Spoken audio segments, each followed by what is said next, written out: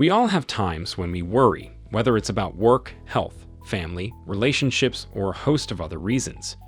But is there a point when you can think and worry too much? Overthinking is an unhealthy habit that typically causes more stress by focusing on the negative, dwelling on the past, and worrying about the future. Instead of problem solving, you ruminate on an issue without coming up with logical solutions. It's almost like a broken record of negativity that replays repeatedly in your head. Why do I overthink so much? Overthinking is a habit that can be hard to break. It's a vicious cycle of negative thoughts that builds and builds, or feels like you're spinning down a rabbit hole.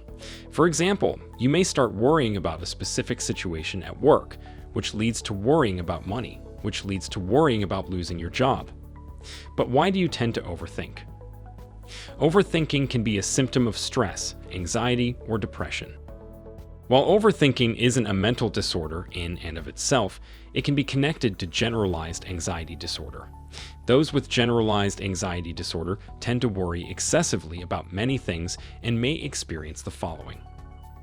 Worrying excessively about many unrelated things for at least 6 months. Difficulty controlling the worry. Anxiety that interferes with the ability to function. Additionally, you may feel restless or agitated, as if you're revving, have difficulty concentrating, and experience impairments with sleep. Types of destructive thought patterns. When we overthink, we usually become more anxious. This is often due to cognitive errors, which are basically errors in logical thinking. Here are some examples of common cognitive errors. Catastrophizing. This is when you imagine a worst-case scenario as the inevitable outcome of a situation you're worried about. When we are caught up in overthinking, we typically go straight to the worst-case scenario and also overestimate the likelihood of that scenario actually happening. All or nothing thinking. You may feel like you're struggling at work, or on the flip side, like you're the employee of the month. It's all or nothing thinking, there's no gray area. Whereas in reality, most things in life are somewhere in between. A type of therapy called cognitive behavioral therapy, CBT, remember the shortcut, is effective for overcoming overthinking and recognizing cognitive errors.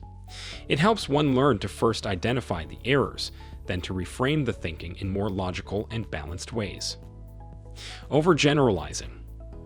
This is when we experience a setback or failure and generalize that event across all situations. We may wrongly assume that things have, and will always, go wrong for us. While anxiety tends to be more future-oriented, you may also struggle with overthinking about the past. Doing so is more connected with depression. But you could be dealing with depression and anxiety at the same time. Experiencing two mental health conditions at the same time is called comorbidity. Working with a CBT-trained therapist can help alleviate both anxious and depressed moods. How to stop overthinking. Here are 6 tips and strategies on how to stop overthinking. 1. Try talk therapy.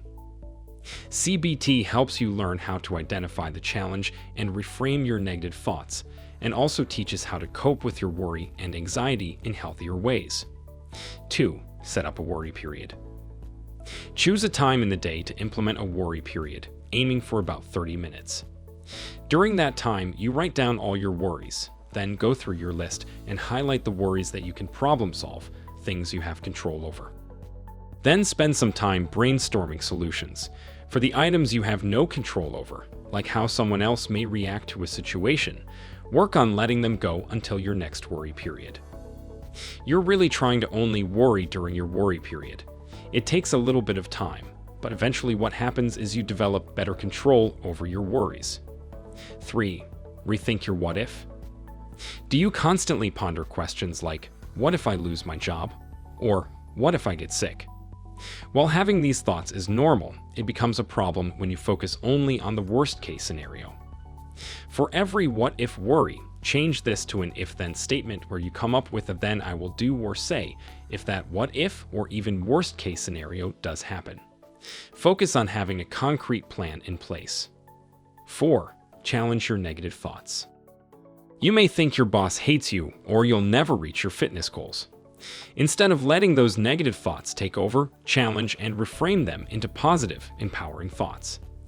Ask yourself if that thought is helpful. What is the evidence that my negative thought is true? Is there an alternative possibility? The goal is to try and have a more balanced perspective. 5. Distract yourself.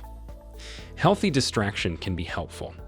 Activities like meditation, reading, and taking a walk can help keep your stress levels down.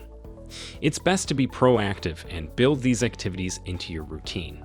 They can reduce your baseline level of anxiety and make you less likely to overthink. But if you're already too stressed and struggling to find relief from healthy distraction, it can then be helpful to share your thoughts and feelings with someone you trust. Resist the urge to keep things inside that are bothering you.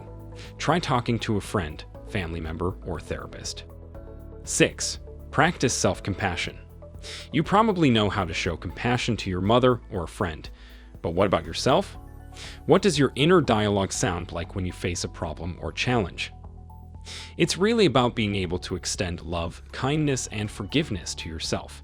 In doing that, you're actually going to soothe your body's internal threat system, and you will have a clearer mind with which to problem solve your situation. When to ask for help. While everyone overthinks sometimes, if you've been unable to control how much you worry, and it starts interfering with your ability to function, it may be time to seek help from a professional. You may also start experiencing physical symptoms like irritability, fatigue, concentration, or memory difficulties and insomnia. Excessive worrying and stress can also lead to or intensify digestive issues, plus cause tension in your shoulders and neck. If you find that it's difficult to control your worrying, or it's hard to concentrate at work, or it's hard to fall asleep at night, at that point, I would definitely seek professional help. One thing you will learn in therapy is how to not get caught up in your worries. When you're in the midst of worrying, you don't always recognize it. With CBT, you will learn how to recognize that you're spiraling and engaging in unhelpful rumination. You will practice writing down your negative thoughts, then challenging and reframing them. Essentially, you will develop an effective toolkit for coping with overthinking.